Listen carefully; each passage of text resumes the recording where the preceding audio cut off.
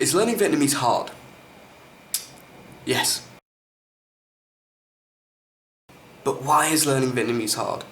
Even when you know some of the basics and you walk into a cafe or a shop and you ask for something, you're left with a blank look like, what the hell is this white boy saying? Now, this is mainly due to Vietnamese people not knowing that you are going to speak Vietnamese to them. But how can you learn it? Well, I'm no expert, but these are the 3 things that are kind of helping me. Alphabet, tones, and consonant clusters.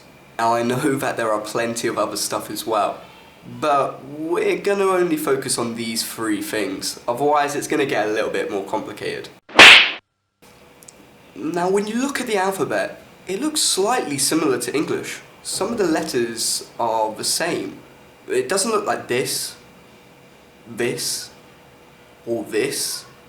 or whatever this is. So there are 12 vowels in Vietnamese. They have 3 A's, 2 E's, 3 O's, 2 U's, 1 I, and 1 Y.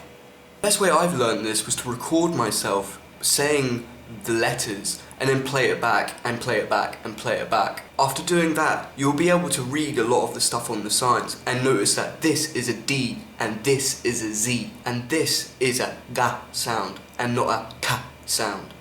Now that you've finished learning the alphabet, you can walk around Vietnam and start to read everything that you can see. You can even go into your favourite shops like Doll's Eyes, where you can get collectible doll eyes for your creepy doll collection. Or Tao Nhi, the shop that hosts the famous cartoon characters Tom and Jerry. And if those stores aren't to your fancy, you can check out my favourite store, the Zidi Dong, which is an electronic shop and not a X-rated adult shop. So this brings me on to tones. Vietnamese has 6 tones. Chinese has 4, Thai has 5, Cantonese has 9. So count yourself lucky that you're not learning Cantonese.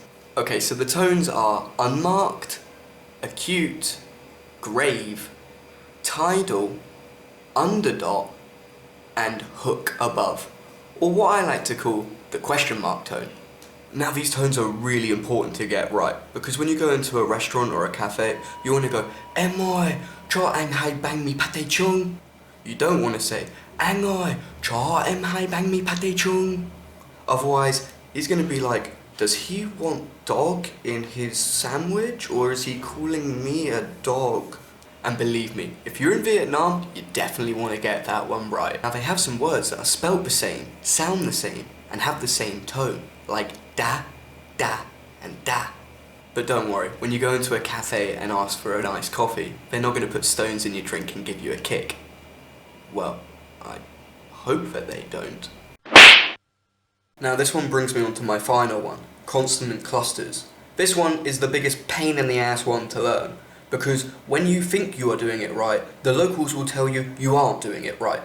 Here's some examples of some consonant clusters. CH, GH, NG, NH, and GI. The NG one is the one that is the most difficult. I've been working on this one for ages and I feel like I'm getting there. Non. Non. Nah, that's not it. Non. Non. Nah, that's not it either. Non. Non. Fuck's sake. So the consonant cluster GI is a Z sound, and if you say Gazi, it's actually what, which you'll most likely hear if you speak Vietnamese to locals or English. Gazi, Gazi, Gazi, Gazi de. Oh, sorry. Gazi.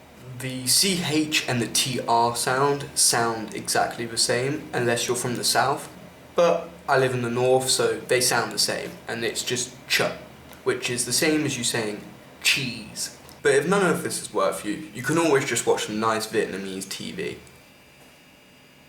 Bạn muốn mua tivi, đến điện máy xanh. Bạn muốn mua tủ lạnh, đến điện máy xanh.